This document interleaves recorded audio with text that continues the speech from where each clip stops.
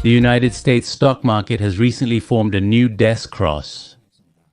A desk cross means that the short-term moving average line is turning downward the long-term moving average line, and this time, the 50-day moving average line of the S&P 500 has dropped below the 200-day moving average line.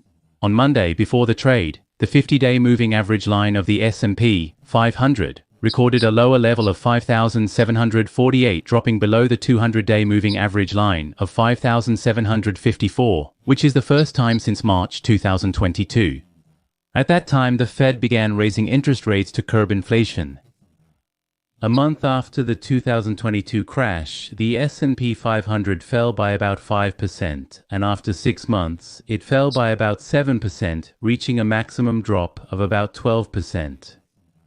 On the other hand, during the Golden Cross period, when the 50-day moving average line turned upward to the 200-day moving average line after that, it rose 5% a month later, 9% after 6 months. But during this process, the stock price did not rise linearly, including a maximum drop of 8%. Experts suggest that while a death cross can influence market sentiment, a death cross mostly appears after most of the technical damage has been reflected, and there are opinions that one should not overreact to it.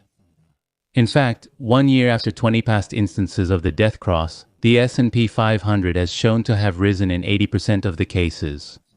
In other words, history shows a high probability that a bearish trend triggered by a death cross can reverse in the short term. One of the main reasons investors are currently worried is President Trump's strong tax policy, which could lead to a rise in consumer prices in the United States, protective measures against foreign exporters, and a general slowdown in economic growth. These factors can have a negative impact on corporate performance and stock prices. The current S&P 500 is down about 12% from its February high, and in monthly terms it is classified as a correction if it falls more than 10% and as a bear market if it falls more than 20%.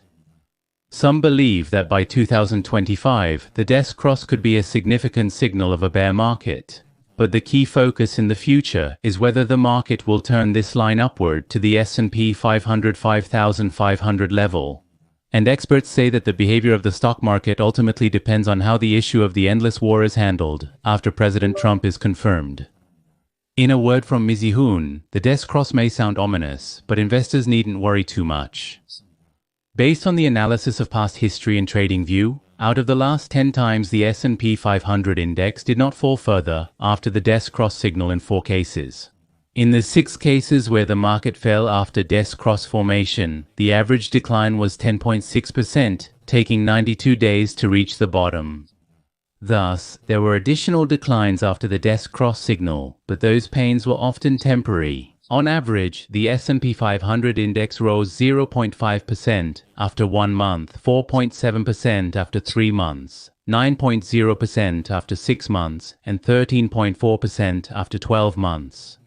As I've always emphasized, the momentum investment strategy is effective in a bull market, but in the overall market movement, the contrarian investment strategy is more effective. Of course, short-term gains are possible due to algorithmic investors.